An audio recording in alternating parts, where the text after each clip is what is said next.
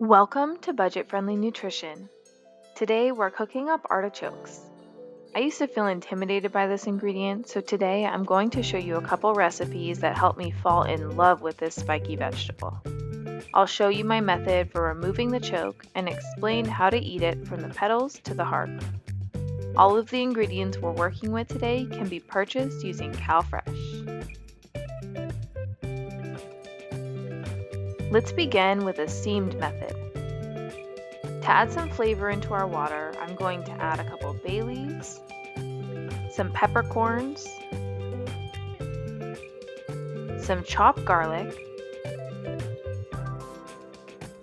and some salt. To prepare the artichoke, chop off the very end, leaving some stem piece intact. Remove the very top spiky portion as well. If your knife isn't very sharp, you may find it helpful to use a serrated knife here. Then pull off the bottommost leaves, which will not be very tender. Place the chokes into your pot, stem side down, and squeeze the juice of 1 lemon over them. This adds nice flavor and also keeps them from turning brown.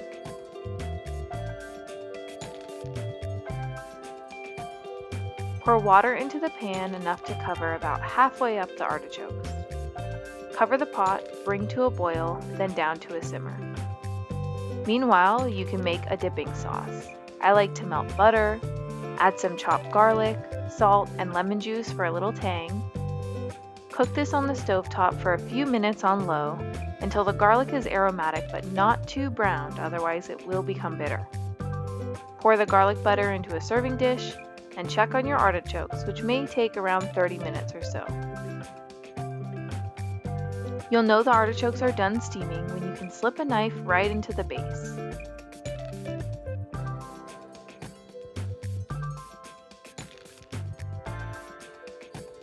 I like to flip the artichoke with tongs and squeeze out any excess liquid before plating.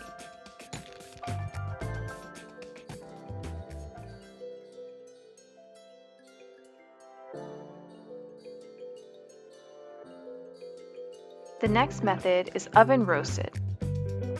First, let's prep the marinade with lemon juice, balsamic vinegar, brown mustard, chopped garlic, olive oil, salt, and pepper, and a sweetener of choice. If you want to skip making your own marinade, you could always use your favorite balsamic or Italian dressing.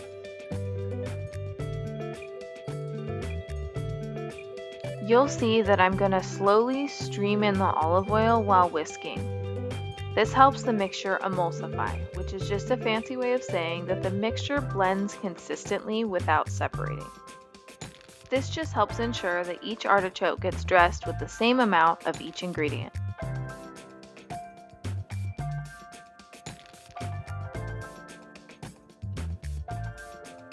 We will prep these artichokes a little bit differently by removing the choke before cooking. Start by trimming the stem, then slicing the artichoke in half. Here you can see where the spiky choke and the artichoke heart meet. These fuzzy pieces here are the choke, which we'll remove. Right beneath that section is the heart, the most desirable part. We're going to do our best to keep the heart intact while removing all of those spiky hairy bits. I personally think a spoon is the best tool here. You can line it up to right where the choke meets the heart and press in to loosen those spiky pieces. You can see that they're easily coming loose. Some of the spiky leaves are coming out as well, which is okay, but I do like to keep most of those intact. The goal is to aim for those fuzzy pieces without digging into the heart.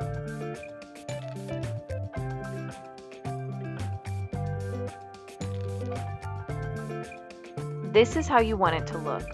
Most of the fuzz is cleaned out, exposing the entire surface of the heart. Optionally, you can clip off the spiky tip of each leaf. These are the thorns. I find this step to be a bit tedious and not necessary, but it's absolutely up to your personal preference.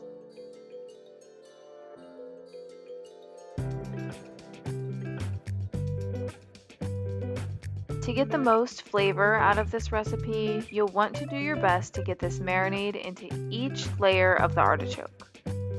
I do this by coating each side with the marinade, and then I use my fingers to spread apart the layers and a spoon to scoop the marinade into each little crevice. Not only will this infuse flavor into the entire artichoke, but it will also keep each part from drying out while it's roasting.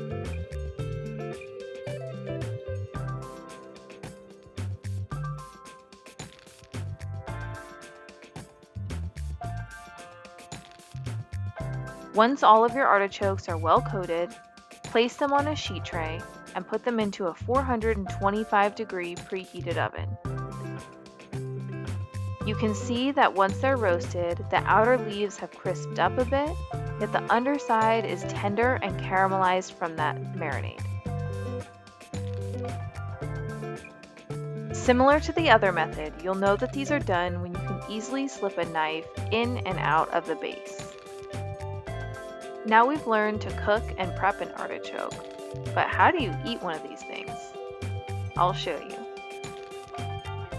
I start off by peeling the outer layer of the leaves, and with that comes that bitter outside layer of the stem.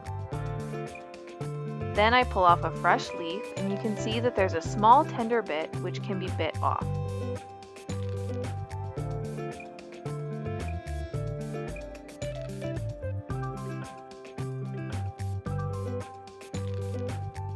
For the sake of time, I'm picking a few layers in to show you that the closer you get to the heart, the more tender the leaves get.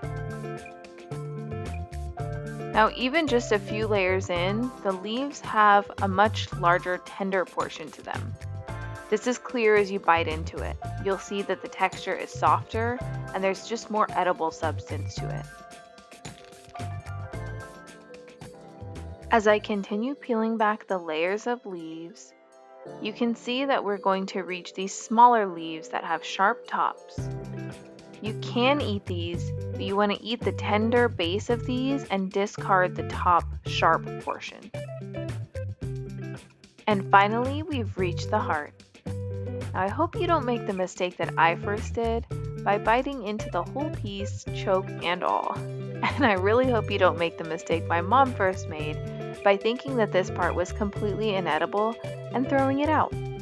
So let's get the most out of this succulent part of this vegetable. All you need to do is take a knife or a spoon and gently scrape off the spiky choke. You can see that I'm trying to cut into it with a knife here, but really the most effective method is to take the back of a paring knife or a spoon to just loosen up those pieces. They scrape right off. You'll be left with this tender piece that makes all that patience worth it. You can enjoy the heart and the leaves dipped in your homemade garlic butter, or stick to those oven roasted artichokes already infused with that tangy garlicky marinade. Hopefully by now you feel more comfortable working with this spiky ingredient. Let us know in the comments if this video was helpful and what you'd like to learn more about in the future. We look forward to seeing you at one of our pantries for food assistance and CalFresh support.